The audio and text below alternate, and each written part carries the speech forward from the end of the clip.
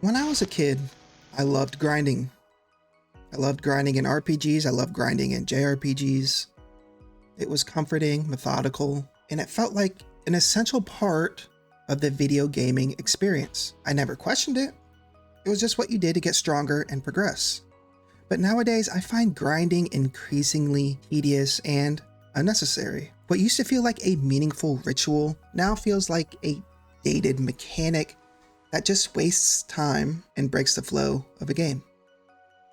Grinding is no longer even necessary or justifiable as a part of JRPG design, at least not in the way it used to be.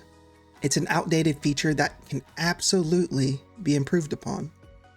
Now, this applies to more than just JRPGs, but for today, that's what I'm going to talk about. It's a question that cuts right to the core of the Japanese RPG design. For many players, grinding just feels inseparable from the genre. It's practically a rite of passage, but grinding is not a feature to be celebrated or expected. It's a failure of design, balance, pacing, and player respect. And as JRPGs evolve, it's worth asking whether the genre should start leaving this practice behind, or maybe just change it altogether. Look, grinding made sense in the early days of RPGs. Think back to 8-bit and 16-bit consoles. Developers just had way more limitations, hardware constraints, small teams, and tight budgets. Padding a game with repetitive battles was an easy way to stretch the gameplay. In that context, grinding was more a necessity than a choice. But those limitations don't exist anymore. In a modern JRPG, if you're still forced to grind, look, it's not even about technical boundaries. It's about design philosophy. And that's where the problem lies. Requiring players to grind often signals a lack of trust in the game's core systems. If you're losing a boss fight not because of poor decisions that you've made, or your crappy resource management, or your bad party strategy, but because you haven't hit like a certain level threshold, or your numbers just aren't high enough, then the game isn't necessarily challenging your skill, it's just asking for more of your time. For example, Xenosaga Episode 1, while the story and world building are fantastic, the combat system definitely encourages some repetitive enemy encounters just to keep up with new gear requirements and boss fights, and it creates a rhythm where the narrative momentum constantly stalls because you're just busy farming. Another grindy game is, which Star Ocean was it? You guys probably know. I think it was for the 360 and PS3. So grinding at its core is a time sink. It's just usually implemented to inflate a game's length. For some devs, it's an easy fix to concerns about the game's duration. If a game only has 20 hours of content and you can just add it to 40 by making the player grind a little bit, that's not real content. That's just filler. And some games do lean hard into this. I'm talking about Disgaea, for example.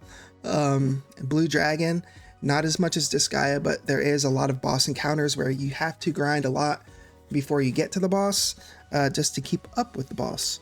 Also, let me know in the comments what you think is the most grindy game of all time. I would love to know. I have not played every JRPG in existence, so I'm sure there's some out there that I'm not even thinking of, or I just forgot about.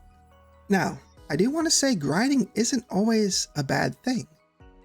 When it's optional or when it rewards experimentation, it can be fun. But the key difference is player agency. Shin Megami Tensei 5, for example, you can grind, but it's rarely necessary if you understand the game's core systems, you know? Final Fantasy 12, the Zodiac Age, is another great example. You can just turn on like the 4x speed multiplier, and, you know, with the Gambit system, you can just kind of automate the whole process. And then you can grind if you want to, and it's even, at least for me, it's very satisfying when I play that way. But the game just rewards efficient play and kind of system mastery. And that's where grinding becomes a tool, not a requirement.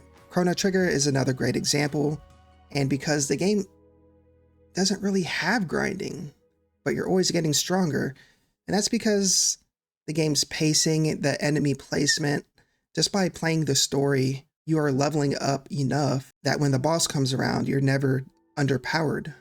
In Bravely Default 2, you can just boost your XP. You can reduce encounter rates if that's how you want to play, or you can just leave it in the default position. I don't think that's a bad thing. I don't think we need to hold on to these antiquated practices because they've been ingrained in the JRPG for so long. I think if you want to boost your XP, you can. I think you should have the choice to do that. So with that in mind, why do devs still do this? Well, for one reason, there's a lot of nostalgia, and I fall into this camp. Many fans expect there to be grind, especially those that were raised, like myself, on the NES and Super NES.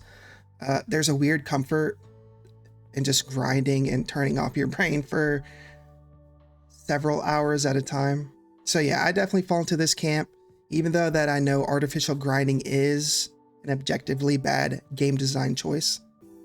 There is a psychological feedback loop that kind of goes with grinding because you're just waiting, you're just pressing the same button, same combo of buttons over and over. But then you get that dopamine hit of when you do level up, and yeah, that feels pretty good. But a big one is the content perception. And I feel like as consumers, we're kind of growing out of this, but it's still very much a thing. And a longer game feels more valuable to some players. Grinding hours, whether or not those hours are enjoyable, is something very real, and a lot of people put a lot of stock into that. I feel this not necessarily as much in JRPGs, but in MMOs, where I've sunk thousands and thousands of hours into them. And I don't really play MMOs anymore because it's too much of an investment. So, look, to wrap up, grinding, it should be and it needs to be a choice, not a necessity. JRPGs are capable of delivering deep and complex gameplay systems and emotionally rich narratives. But grinding often, and I would even venture to say always, interrupts those strengths. It slows the pace, it bloats the experience, and it frustrates players who just want to engage with the core of what makes these games great. That doesn't mean that every game needs to be short or easy, or that you should be able to get 4x experience points. It just means that developers should focus on rewarding creativity and strategic thinking over just raw time investment. Respect the player's time and their intelligence, and the result would be a tighter, more satisfying experience. Now, what do you guys think? Is grinding a relic of the past, or does it still have a place in modern RPGs and JRPGs? And if you do enjoy grinding, like, what is it about the grind that you love? For me, it is very much tied to my childhood and just growing up on these kinds of games. I just thought that's how games were made, to be grindy. And also let me know what the grindiest game of all time for you is. Only one person in the comments is allowed to say Disgaea. Everybody else has to think of something different. Thank you all for tuning in. Have a great day. God bless.